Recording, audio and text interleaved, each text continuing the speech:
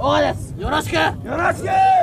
トンドシエリザ6代目総長星野和也よろしく。よろしく。 70년대부터 마구잡이로 등장하기 시작해 80년대는 낭만으로 그려지며 일본 영화와 만화의 주요 소재가 되기도 했고 90년대를 지나 현재는 사그라들었지만 아직도 이들 하면 어딘가 뒤틀린 낭만이 있습니다. 그것은 바로 일본의 폭주족. 이 시대의 경찰 vs 폭주라는 이름으로 인터넷에 떠도는 영상들을 보면 무법 세계의 무지렁이들 같지만 또 이렇게 자기소개를 하는 영상들을 보면 16代目総長兄貴よろしく。榎本正治よろしく。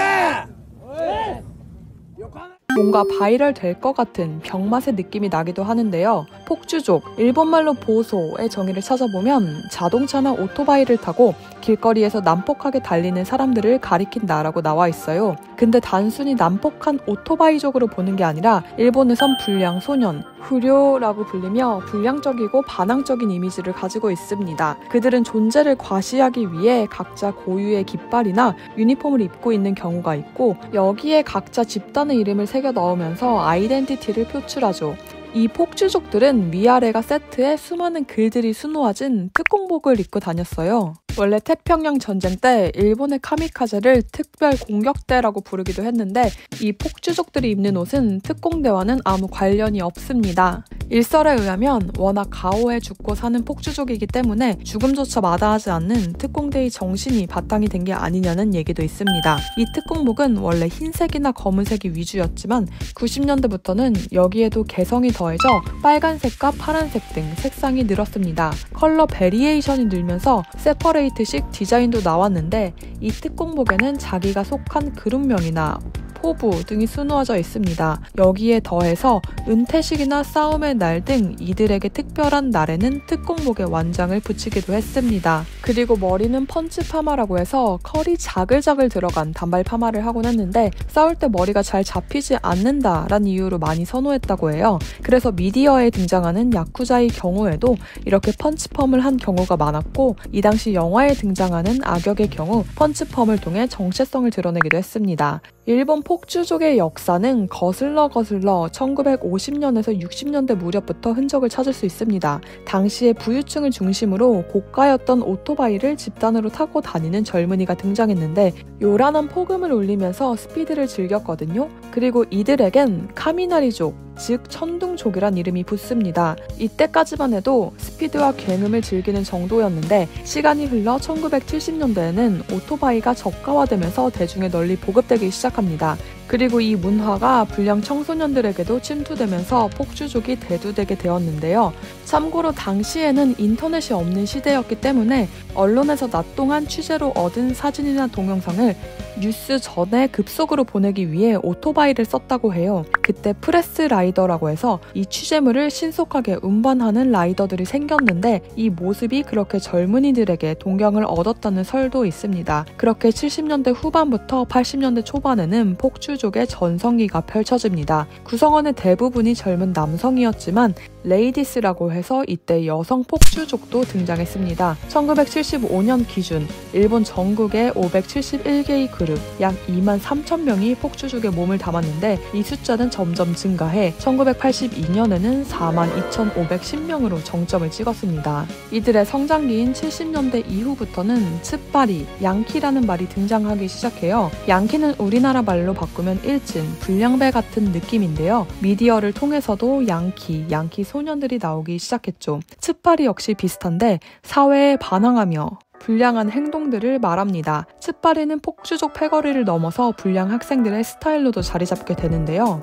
한 일본인은 당시를 회상하면서 학교에 창문이 하나도 없었다고 말하기도 합니다. 이유는 단순하게도 자꾸 학생들이 깨기 때문에 그렇게 유리창이 없는 상태로 겨울이 돼서 너무 추워 라는 말이 나왔는데 이를 보고 자기 담임 선생님이 이젠 방탄 유리라도 붙여야 되겠다 라고 말을 했다고 해요. 근데 이게 과장 같지가 않은 게 이 시기에 반항의 아이콘이자 시대의 상징인 가수 중 하나가 바로 오자키 유타카입니다. 이분 자체가 꽉 막힌 사회에 반항하며 학교를 자퇴했고 자체적으로 졸업이란 노래를 만들면서 10대의 대변자로 우뚝 섰는데, 자퇴생이 부른 졸업이란 노래의 가사엔 대놓고 밤에 교사 창문을 부수고 어슬렁거렸어, 계속 반항하고 몸부림치고 빨리 자유롭게 되고 싶었어 란 표현이 나오거든요. 이런 노래에 힘입어 더더욱 창문이 많이 깨져 나갔다고 합니다. 츠파리 컨셉으로 대중에게 어필한 또 다른 가수가 있습니다. 오자키 유타카랑 같이 1965년에 탄생한 가수인데 바로 나카모리 아키나. 이후에 청순 가련 애틋한 이미지가 많이 부각되기도 했지만 아키나야말로 불량 소녀 컨셉으로 노래 등에서도 불륜 등을 다루기도 했습니다.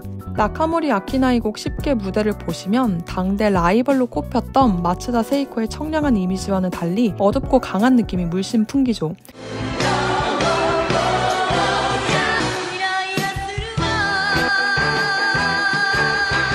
세상 전체가 양키를 동경하던 시기였습니다. 그리고 이는 드라마나 만화 등에서도 잘 반영되는데, 일본 소년 점프의 러브 코미디의 선구작이라는 평가를 받으면서 우리나라에서도 1980년대에서 90년대 일본 만화하면 회자되는 변덕쟁이 오렌지 로드라는 작품이 있습니다. 이 만화의 흥행 이유로 무엇보다 아유카와 마도카라는 캐릭터가 꼽힙니다. 과거 일본 여성들의 전형적인 순종적인 이미지를 탈피하고 담배도 피고 열받으면 남학생들 앞에서 기죽지 않고 들이받는 모습을 보여줬죠. 이 외에도 1979년부터 방영된 드라마 3학년 B반 김빠치 선생 역시 엄청난 흥행을 기록하는데요. 이 작품이 왜 대단하냐면 79년부터 2011년까지 무려 32년간 방영됐기 때문입니다. 일본 학원 드라마의 금자탑으로 여겨지는 이 작품 역시 불량 학생들이 많이 나오는데, 초기 시리즈에서는 15세 소녀의 임신, 비행소년의 가출, 가정 불화 등이 큰 주제였습니다. 여기에 비밥 하이스쿨, 쇼남 폭주족도 이 시대의 만화죠.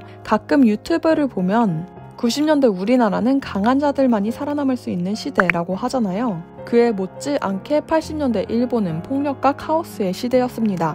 이런 츠파리 문화가 탄생한 배경으로는 전후 일본의 주입식 교육이 꼽히기도 합니다. 1945년 일본의 전쟁 패배 이후 자라난 어른들이 중년이 되는 때가 70에서 80년대거든요. 이들은 전시 하에서 주입식 교육을 받았고 개성의 표출은 오히려 잘못 튀어나온 모습으로 치부되면서 성장했어요. 이렇게 자란 이들이 똑같이 아랫세대를 대하자 갈등이 발생한 거죠. 규격화된 교육에 반항하기 시작하면서 자유를 갈망했고 그렇게 폭주족에 가입하거나 양키로 전향했다는 것입니다. 문제는 이렇게 혈기왕성한 소년들이 집단으로 뭉쳐 다니다 보니 단연 집단 간 갈등이 발생했는데, 이들은 가오가 생명이었잖아요. 대화로 풀기보단 육체로 풀었습니다. 싸우고 깨지고 다시 무찌르기 위해 뭉치다 보니 연합체가 나타나는데, 그렇게 나온 게 토호쿠 연합, 관동 연합과 같은 조직들입니다. 그리고 항쟁의 시대가 도래했죠. 아마 관동 연합에 대해선 익숙하신 분들도 계실 텐데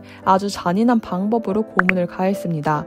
미타테 시니치, 시바타 타이스케 등 관동연합의 우두머리가 대중에게 알려질 정도로 유명해지기도 했는데, 이시모토 타이치란 인물은 아예 관동연합에서의 경험을 바탕으로 자서전을 내고 탤런트 데뷔를 선언하기도 했습니다.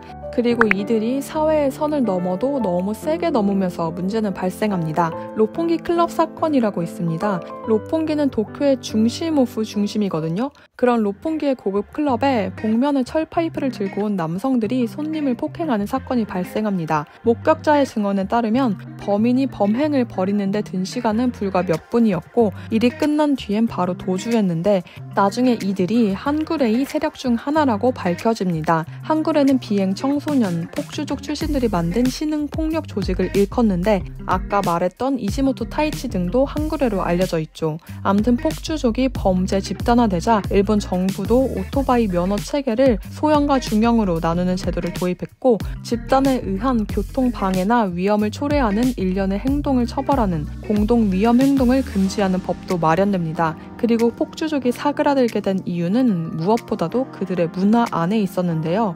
이들 집단은 상하 관계가 비정상적으로 엄격했거든요. 이 때문에 이를 어기면 기합을 받거나 싸움이 약한 후배는 계속 심부름을 해야 했고 얻어맞는 등의 일도 비일비재했습니다.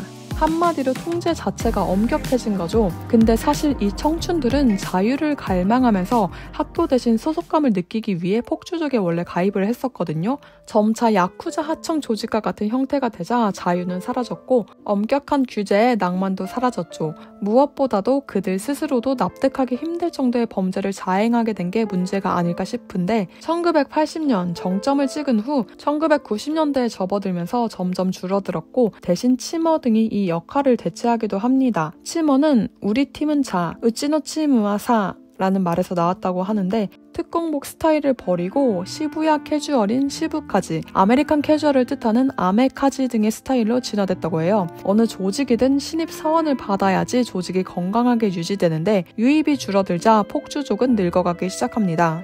90년대 이후에는 90력의 저하로 후계자가 생기지 않기 시작했는데 기존에는 후배를 가입시킴으로써 성인이 되면 은퇴하는 관습이 있었거든요. 하지만 신입이 없어지자 은퇴할 나이가 되어도 은퇴하지 못하고 심지어는 오비를 재가입시키는 아이러니가 발생하기도 했습니다. 폭주족이 고령화된 것입니다. 이제는 특정 시대를 상징하는 유물이 되어가고 있는 듯한 일본의 폭주족들인데요. 여러분 도쿄 리벤저스란 만화 아시나요? 2017년부터 주간 소년 매거진에 연재된 만화인데 등장인물들이 도쿄 만지회 소속으로 주로 항쟁의 내용을 다룹니다. 이 만화가 일본에서 히트를 하면서 애니화도 되자 한 기자가 폭주족 자체가 멸종 위기인데 이런 만화는 왜 유행인가와 같은 글을 썼어요. 레이와에 접어든 이 시대 양키 캐릭터가 유행하는 건 폭주족 자체에 대한 동경이 아니라 문화 때문이 아닐까라고 말합니다. 양키 만화의 본질은 싸움이나 다툼의 장면이 아닌 재지 않고 일단 싸워버리는 서투름과 젊음에 있다는 것입니다.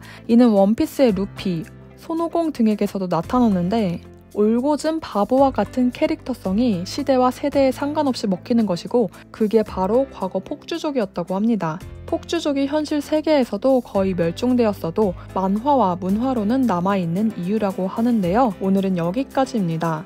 오늘도 시청해주셔서 감사합니다.